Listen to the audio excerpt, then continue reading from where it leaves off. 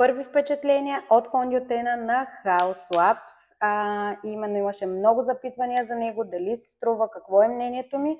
Днес успях за първи път да го тествам. Аз съм със смесена кожа, така че ми е интересно да проследя и издръжливостта. Все още не мога да кажа нищо относно това колко е издръжлив. Покривността е питала дамата Евелин Ковачева. Висока е покривността и позволява да се надгражда постепенно.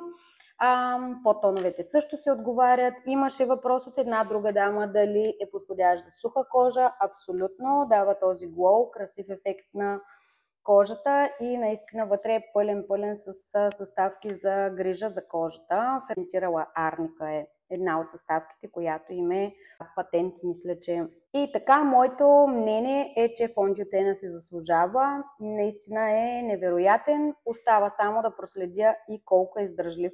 За мен е 10 от 10 към този момент.